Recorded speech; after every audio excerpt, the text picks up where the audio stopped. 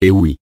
Alors que nous, des hiérarchies de lumière, sommes censés ne plus ou pratiquement plus vous faire parvenir de messages, selon les dires de quelques-uns, si peu nombreux en vérité, nous voici donc de retour par l'intermédiaire de notre partenaire, afin de clarifier encore, et encore, certaines situations dont visiblement vous ne réussissez à sortir. De tout ce temps nous communiquons avec vous par l'intermédiaire de certains d'entre vous, capables de capter les plans subtils.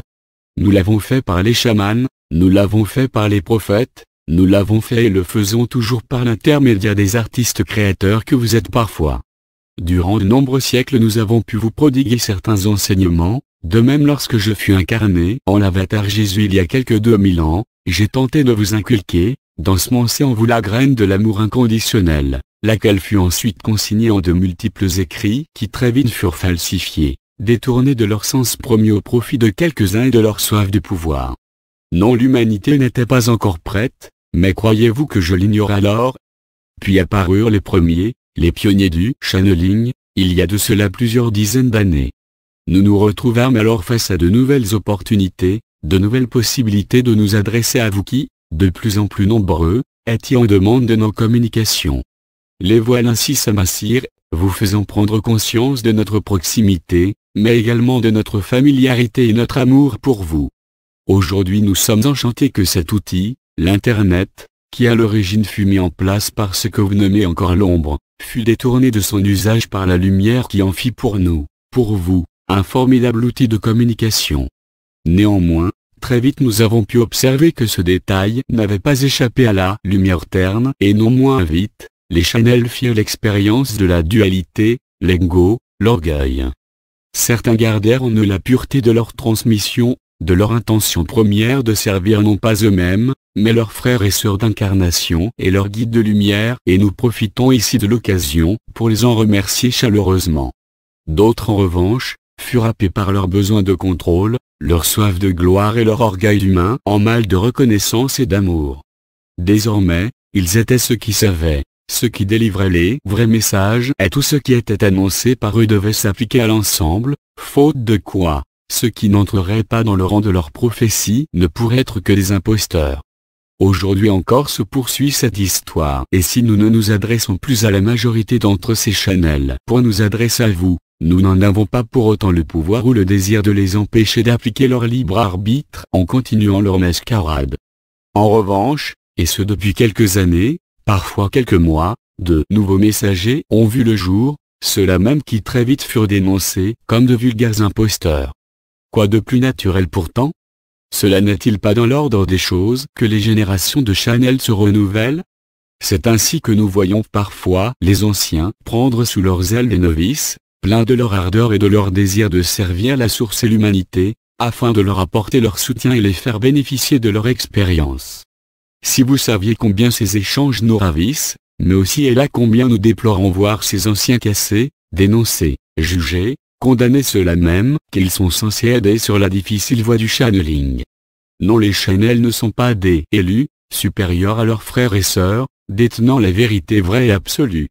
Dans cet ordre des channels, nous observons, parfois consternés, combien la nature humaine de troisième dimension est tenace. Ainsi, apparaissent les purs et durs de la canalisation, aux propos brutaux et sentencieux, puis les plus évolués, qui quant à eux ne manquent pas de le faire savoir en nous attribuant leurs paroles empreintes de jugement et d'amertume. Nous pouvons aussi observer les channels maison, qui pour chaque communication introduisent leurs petites histoires personnelles, se congratulant et se félicitant à tour de bras de leurs moindres faits et gestes.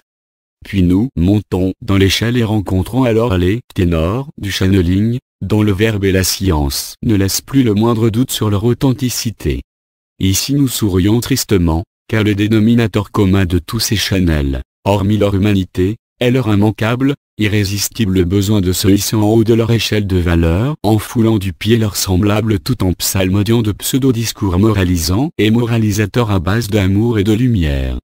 Cette complaisance de l'amour reflété, nous l'observons parfois bien tristement, car si vous saviez combien vous nous êtes chers, tout ce temps que vous êtes. Mieux encore, si vous saviez combien vous vous aimez les uns les autres, aucun de ces travers ne vous atteindrait. Si nous vous expliquons ceci, croyez bien que ce n'est en rien pour porter jugement contre ces personnes, car alors nous porterions jugement contre toute l'humanité et vous savez, du moins nous l'espérons, que ce n'est pas le cas. Si nous vous expliquons ceci, c'est dans l'unique but de vous donner du grain à moudre afin de parvenir vous-même à votre propre discernement.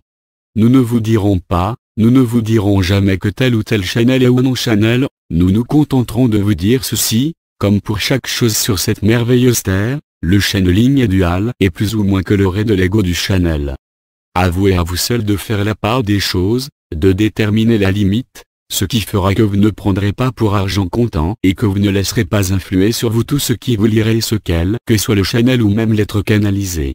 Également très chères âmes, de grâce, cessez de remettre en question votre propre expérimentation à la première affirmation en provenance de tel ou tel être de lumière, votre réalité prime sur tout ce que vous pouvez lire.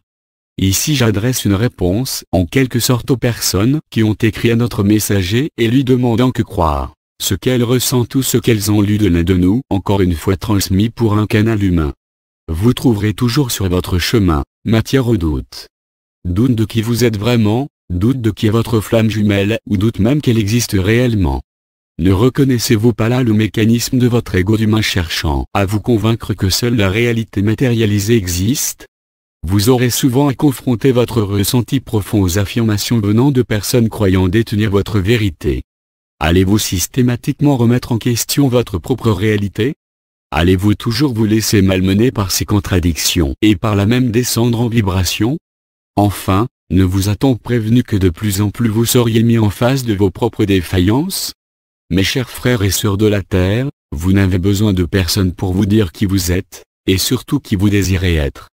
Car si votre identité passée ne doit pas envahir votre personnalité présente, cette dernière ne doit pas non plus vous interdire la reconnexion à votre identité future, c'est-à-dire votre identité divine. Une fois encore, nous vous dirons que votre vie vous appartient, que votre réalité vous appartient, qu'il vous appartient d'en faire ce que vous désirez et surtout qu'il vous appartient de vous protéger contre les casseurs de rêves, les troubles faits qui assombrissent votre cœur. En vous, en votre centre se trouve la forteresse qui préserve votre être des attaques extérieures.